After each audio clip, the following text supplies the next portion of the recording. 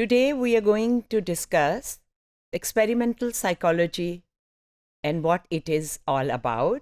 ये फील्ड है क्या और इसमें हम क्या स्टडी करते हैं.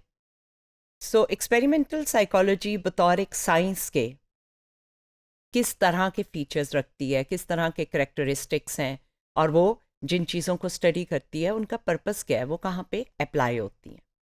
So we are going to look at the functions, aims and characteristics of science.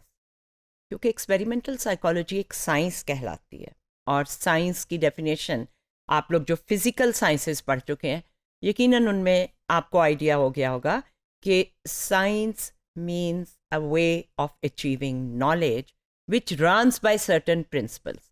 तो अगर आपने एक्सपेरिमेंटल साइकोलॉजी को भी साइंस कहा है तो इसका मतलब है कि वो साइंस के तौर पे ऑपरेट करती है.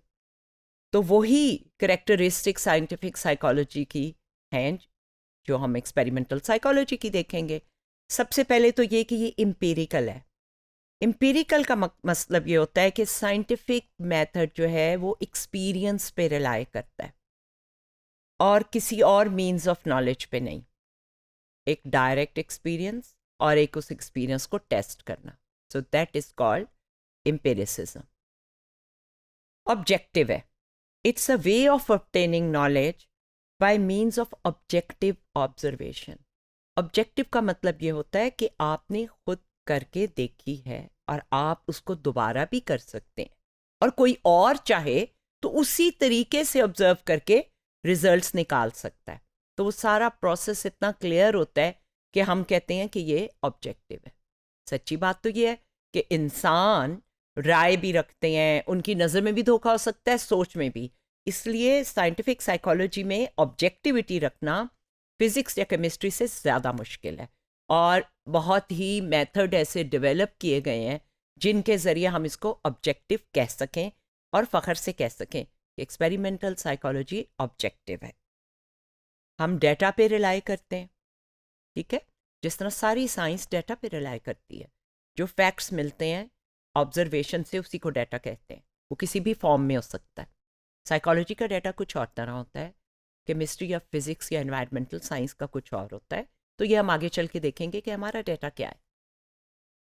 एक्सपेरिमेंटल साइकोलॉजी बाकी साइंस की तरह सेल्फ करेक्टिंग है.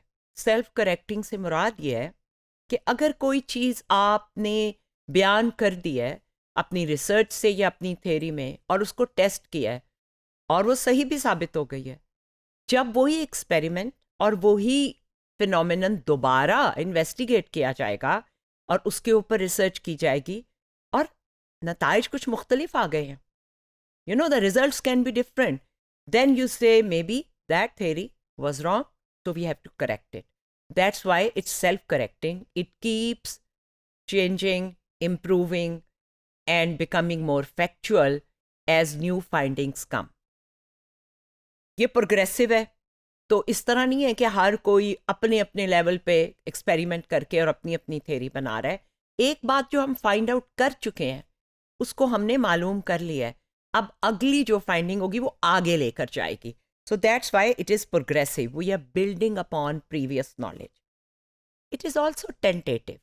It never claims कि ये आखिरी सच है या हतमी सच है. Because science and every science and like every other science, experimental psychology is also one way of knowing things. And let us be very clear about that. There are many ways of having knowledge and science is one of them, not the only way of having knowledge. So it never claims that it has the whole truth on any question, and it can always say that the previous knowledge is now deleted or de-verified or not verified. So we will invalidate that and add new knowledge as we go along. Parsimonious. Parsimonious का मतलब ये होता है कि किसी भी चीज़ की simple तरीन एक्सप्लेनेशन हो. ये साइंस का एक असूल है. So by simple we mean, for example, बाहर से कोई आया है, आप खिड़की से देखते हैं कि बाहर बारिश हो रही है, उसकी तरफ देखते हैं and you make a simple explanation even if you don't look outside कि ये शख्स भीगा हुआ है. सीधी सी वजह ये हो सकती है कि बाहर से आया बारिश हो रही होगी. नाउ अ मोर कॉम्प्लेक्स और टेढ़ी वजह ये हो सकती है कि ये जब आ रहा था तो किसी ने पानी का गिलास डाल दिया इसके ऊपर, which is not the first explanation that will come to your mind. Science looks for the simplest and most direct explanation, and if that is proved wrong, then we go on to more complicated explanations. And finally, experimental psychology and all other sciences are concerned with theory. Major role ये होता है कि हम theory develop करें. आज तो हमने एक चीज़ ऑब्जर्व कर ली, ऐसा होता क्यों है, तो वो थेरी जो है वो उस फिनोमिनन को वाजे करती है, उसकी तौजीह पेश करती है, उसकी एक्सप्लेनेशन देती है. सो ये हमारी एक पर्पज़ है साइंस का, और इसका एक ख़ास कैरेक्टरिस्टिक है. साइंस हमेशा एम्पिरिकल अप्रोच यूज़ करती है. जैसे मैंने कहा, ये अपने सोर्स ऑफ नॉलेज को स्टेट करती है और ये कहती है कि तमाम नॉलेज सेंसेस के ज़रिए आता है, देख के, सुन के, टच करके, टेस्ट करके या स्मेल करके. ये 5 सेंसेस हैं जिनका भी मैंने जिक्र किया. कॉग्निटिव साइकोलॉजी जो है वो तमाम नॉलेज के सोर्सेज को स्टडी करती है, सेंसेशन को भी, परसेप्शन को भी, लर्निंग को भी और डिसीजन मेकिंग को भी. इस वजह से एक्सपेरिमेंटल साइकोलॉजी और कॉग्निटिव साइकोलॉजी में आपको एक ओवरलैप मिलेगा. ओवरलैप का मतलब यही होता है कि वो दोनों डिसिप्लिन्स एक ही जैसी चीज़ों को स्टडी करते हैं. And most of cognitive psychology is based on experiments, experimental approach. Experimental psychologist जो हैं वो थेरेटिकल क्वेश्चंस को करते हैं और उसके लिए हाइपोथेसिस या मफरूज़ा क्रिएट करते हैं और फिर उस मफरूज़े को प्रूव या डिसप्रूव करते हैं. और वो बहुत से टॉपिक स्टडी करते हैं, ह्यूमंस में और एनिमल्स में. Memory, learning, cognition, language, emotion and perception. Experimental approach किसी भी साइंस और एरिया में यूज़ हो सकती है, एजुकेशन में, सोशल में, पॉजिटिव के एरिया में. और कंट्रोल्ड एक्सपेरिमेंट इसकी पहचान है.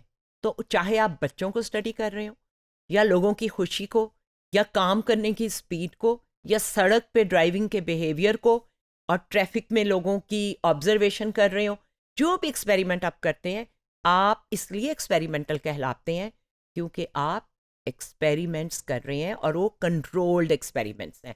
आपके हाथ में है कि आप किस तरह से उस फिनोमिनन को स्टडी करें, स्टैटिस्टिकल रिजल्ट निकालें. सब्जेक्ट्स भी आपके हाथ में हैं.